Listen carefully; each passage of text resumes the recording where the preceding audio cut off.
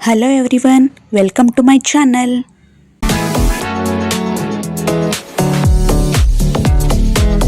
ಇವತ್ತಿನ ವಿಡಿಯೋದಲ್ಲಿ ನಾವು ನೀಲನಕ್ಷೆ ತಯಾರಿಕೆ ಅಥವಾ ಬ್ಲೂ ಪ್ರಿಂಟ್ ತಯಾರಿಸೋದು ಹೇಗೆ ಅನ್ನೋದನ್ನ ನೋಡೋಣ.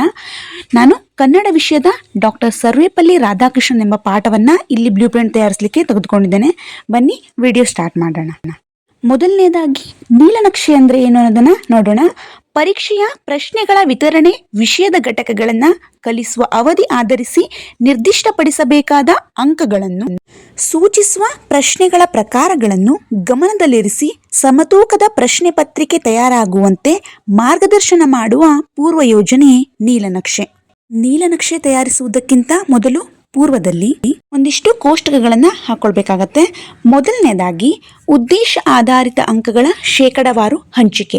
ಅಂದ್ರೆ ಇಲ್ಲಿ ನಾವು ಜ್ಞಾನ, ತಿಳುವಳಿಕೆ, ಕೌಶಲ್ಯ ಮತ್ತು ಅನ್ವಯ ಇವುಗಳಿಗೆ ಎಷ್ಟು ಪ್ರಶ್ನೆಗಳನ್ನ ಮೀಸಲಿಟ್ಟಿದ್ದೇವೆ ಈ ಒಂದು ಪಾಠದಲ್ಲಿ ಮತ್ತು ಅದರ ಶೇಕಡಾವಾರು ಪ್ರಮಾಣವನ್ನ ನಾವಿಲ್ಲಿ ನೋಡಬಹುದು. ನಾನಿಲ್ಲಿ ಜ್ಞಾನಕ್ಕೆ 6 ಪ್ರಶ್ನೆಗಳನ್ನ, ತಿಳುವಳಿಕೆಗೆ 7 ಪ್ರಶ್ನೆಗಳನ್ನ, ಕೌಶಲ್ಯಕ್ಕೆ 1 ಪ್ರಶ್ನೆಗಳನ್ನ ಮತ್ತು ಅನ್ವಯಕ್ಕೆ 2 ಪ್ರಶ್ನೆಗಳನ್ನ ತೆಗೆದುಕೊಂಡಿದ್ದೇನೆ. ನಾನು ಒಟ್ಟು 25 ಅಂಕಗಳಿಗೆ ಈ ಒಂದು ನೀಲಿನಕ್ಷೆಯನ್ನು ತಯಾರಿಸಿದ್ದೇನೆ. ಎರಡನೆಯ ಕೋಷ್ಟಕ ಪ್ರಶ್ನೆಗಳ ಆಧಾರಿತ ಅಂಕಗಳ ಶೇಕಡಾವಾರು ಹಂಚಿಕೆ. ಇಲ್ಲಿ ಪ್ರಶ್ನೆಗಳ ಮಾದರಿಗಳು ಅಂದ್ರೆ ಪ್ರಬಂಧ ಪ್ರಶ್ನೆಗಳು, ಲಘು ಪ್ರಶ್ನೆಗಳು ಮತ್ತು ವಸ್ತುನಿಷ್ಠ ಪ್ರಶ್ನೆಗಳನ್ನ ನೋಡಬಹುದು.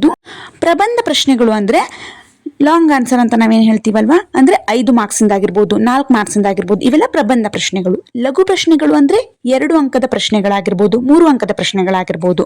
ನೆಕ್ಸ್ಟ್ ವಸ್ತುನಿಷ್ಠ ಪ್ರಶ್ನೆಗಳು ಅಂದ್ರೆ 1 ಅಂಕದ ಪ್ರಶ್ನೆಗಳು, ಅಂದ್ರೆ ಬಿಟ್ಟ ಸ್ಥಳ, ಹೊಂದಿಸಿ ಬರೆಯಿರಿ, ಒಂದು ವಾಕ್ಯದಲ್ಲಿ ಉತ್ತರಿಸಿ, ಈ ಎಲ್ಲ ಪ್ರಶ್ನೆಗಳನ್ನ ವಸ್ತುನಿಷ್ಠ ಪ್ರಶ್ನೆಗಳು ಅಂತ ಹೇಳಿ. ಇಲ್ಲಿ ನಾನು ಪ್ರಬಂಧ ಪ್ರಶ್ನೆಗಳನ್ನ 1 ಪ್ರಶ್ನೆಗಳನ್ನ ತಗೊಂಡಿದ್ದೀನಿ 5 ಅಂಕಗಳಿಗೆ, ಮತ್ತು ಲಘು ಪ್ರಶ್ನೆಗಳನ್ನ 5 ಪ್ರಶ್ನೆಗಳನ್ನ ತಗೊಂಡಿದ್ದೀನಿ 10 ಅಂಕಗಳಿಗೆ, ಮತ್ತು ವಸ್ತುನಿಷ್ಠ ಪ್ರಶ್ನೆಗಳನ್ನ 10 ಪ್ರಶ್ನೆಗಳನ್ನ ತಗೊಂಡಿದ್ದೀನಿ 10 ಅಂಕಗಳಿಗೆ, ಅಷ್ಟು 25 ಅಂಕಗಳು. ಮುಂದಿನ ಕೋಷ್ಟಕ ವಿಷಯ ಆಧಾರಿತ ಅಂಕಗಳ ಶೇಕಡಾವಾರು ಹಂಚಿಕೆ. ಇಲ್ಲಿ ಉಪಘಟಕಗಳನ್ನು ನಾವು ತಗೋಬೇಕಾಗತ್ತೆ.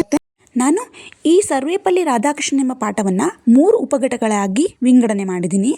ಆ ಒಂದು ಉಪಘಟಕಗಳ ಆಧಾರದ ಮೇಲೆ ಪ್ರಶ್ನೆಗಳನ್ನು ಹಂಚಿಕೆ ಮಾಡಿದ್ದೀನಿ.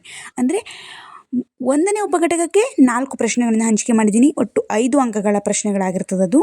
ನೆಕ್ಸ್ಟು ಎರಡನೇ ಉಪಘಟಕಗಳಿಗೆ 7 ಪ್ರಶ್ನೆಗಳನ್ನು 12 ಅಂಕಗಳಿಗೆ ತೆಗೆದುಕೊಂಡಿದ್ದೀನಿ, ಮತ್ತು 3ನೇ ಉಪಘಟಕಗಳನ್ನು 5 ಪ್ರಶ್ನೆಗಳು ಮತ್ತು 8 ಅಂಕಗಳನ್ನು ಇಲ್ಲಿ ತಗೊಂಡಿದ್ದೀನಿ ನಾನು.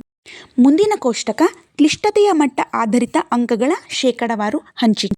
ಈ ಒಂದು ಕೋಷ್ಟಕದಲ್ಲಿ ನಾನು ಸರಳ ಪ್ರಶ್ನೆಗಳನ್ನು ಮತ್ತು ಸಾಧಾರಣ ಪ್ರಶ್ನೆಗಳನ್ನು ಮತ್ತು ಕ್ಲಿಷ್ಟಕರ ಪ್ರಶ್ನೆ ಅಂದರೆ ಟಫ್ ಕ್ವಶನ್ಗಳನ್ನು ಎಷ್ಟೆಷ್ಟು ತಗೊಂಡಿದ್ದೀನಿ ಅನ್ನೋದನ್ನು ಈ ಕೋಷ್ಟಕದಲ್ಲಿ ನಾನು ಕೊಟ್ಟಿದ್ದೇನೆ. ಸರಳ ಪ್ರಶ್ನೆಗಳನ್ನು 13 ಅಂಕಗಳಿಗೆ ತಗೊಂಡಿದ್ದೇನೆ, ಸಾಧಾರಣ ಪ್ರಶ್ನೆಗಳನ್ನು 7 ಅಂಕಗಳಿಗೆ ತಗೊಂಡಿದ್ದೇನೆ, ಮತ್ತು ಕ್ಲಿಷ್ಟಕರ ಪ್ರಶ್ನೆಗಳನ್ನು 5 ಅಂಕಗಳಿಗೆ ತಗೊಂಡಿದ್ದೇನೆ. ಇದಿಷ್ಟು ಕೋಷ್ಟಕಗಳನ್ನು ಮುಗಿಸಿದ ಮೇಲೆ ನಾವು ನೀಲನಕ್ಷೆಯನ್ನು ತಯಾರಿಸಬಹುದು. ನೋಡಿ, ನಾನಿಲ್ಲಿ ನೀಲನಕ್ಷೆಯನ್ನು ತಯಾರಿಸಿದ್ದೇನೆ. ಉಪಘಟಕಗಳು ಎಷ್ಟು 3 ಉಪಘಟಕಗಳನ್ನು ತಗೊಂಡಿದ್ದೇನೆ, ಅದಕ್ಕೆ ಎಷ್ಟೆಷ್ಟು ಅಂಕಗಳನ್ನು ಕೊಟ್ಟಿದ್ದೀನಿ ಅಂತ ನೋಡ್ತಾ ಇದ್ದೀರಾ ನೀವಿಲ್ಲಿ, ಮತ್ತು ಪ್ರಶ್ನೆಗಳು ಎಷ್ಟೆಷ್ಟಿದೆ ಅನ್ನೋದನ್ನು ನೋಡಿದ್ದೀರಾ. ನೋಡಿ, ಇಲ್ಲಿ ಸೂಚನೆ: ಆವರಣದ ಒಳಗಿರುವ ಸಂಖ್ಯೆಗಳು ಅಂಕಗಳನ್ನು ಸೂಚಿಸುತ್ತದೆ, ಆವರಣದ ಹೊರಗಿರುವ ಅಂಕಿಗಳು ಪ್ರಶ್ನೆಗಳನ್ನು ಸೂಚಿಸುತ್ತದೆ. ಇಲ್ಲಿ ನೋಡಿ, ಜ್ಞಾನಕ್ಕೆ ಅಂದರೆ ಉಪಘಟಕ 1ರಲ್ಲಿ ನಾನು ಜ್ಞಾನಕ್ಕೆ ಸಂಬಂಧಿಸಿದಂತೆ ಲಘು ಉತ್ತರದಲ್ಲಿ 1 ಪ್ರಶ್ನೆಗಳನ್ನು 2 ಅಂಕಗಳಿಗೆ ತಗೊಂಡಿದ್ದೇನೆ, 3 ಅಂಕದ ಪ್ರಶ್ನೆಗಳನ್ನು 3 ಪ್ರಶ್ನೆಗಳನ್ನು ತೆಗೆದುಕೊಂಡಿದ್ದೇನೆ. ಹೀಗೆ ನೋಡಿ ಯಾವ್ಯಾವುದಕ್ಕೆ ಎಷ್ಟೆಷ್ಟು ಅಂಕಗಳನ್ನು ತೆಗೆದುಕೊಂಡಿದ್ದೇನೆ ಅಂತ ಪೂರ್ತಿಯಾಗಿ ನಾನಿಲ್ಲಿ ಕೋಷ್ಟಕದಲ್ಲಿ ನೀವು ನೋಡ್ತಾ ಇದ್ದೀರಾ. ಇದು ನೀಲಿನಕ್ಷೆ ತಯಾರಿಕೆಯಾಗಿದೆ. ನೀವು ಯಾವುದೇ ಪಾಠನ ತಗೊಂಡ್ರೂ ನಿಮಗೆ ಯಾವುದು ಅದಕ್ಕೆ ಒಂದು ಜ್ಞಾನಕ್ಕೆ ಸಂಬಂಧಿಸಿದಂತೆ ಈ ಪ್ರಶ್ನೆ ಸೂಕ್ತವಾಗುತ್ತೆ ಅಥವಾ ತಿಳುವಳಿಕೆಗೆ ಸಂಬಂಧಿಸಿದಂತೆ ಈ ಪ್ರಶ್ನೆ ಸೂಕ್ತವಾಗುತ್ತೆ ಅನ್ನೋದನ್ನು ತಿಳಿದುಕೊಂಡು ನೀಲಿನಕ್ಷೆಯನ್ನು ತಯಾರಿಸಿ. ನೀಲಿನಕ್ಷೆ ತಯಾರಿಕೆಯ ಕೋಷ್ಟಕಗಳನ್ನು ನಾವು ರಚಿಸಾಯಿತು. ಈಗ ಅದಕ್ಕೆ ಸಂಬಂಧಿಸಿದಂತೆ ಅಂದರೆ ಉದ್ದೇಶಗಳನ್ನು ಆಧರಿಸಿ, ಪ್ರಶ್ನೆಗಳನ್ನು ಆಧರಿಸಿ, ಅಂಕಗಳನ್ನು ಆಧರಿಸಿ ನಾನಿಲ್ಲಿ ಪ್ರಶ್ನೆ ಮತ್ತು ಉತ್ತರ ಪತ್ರಿಕೆಗಳನ್ನು ತಯಾರಿಸಿದ್ದೇನೆ.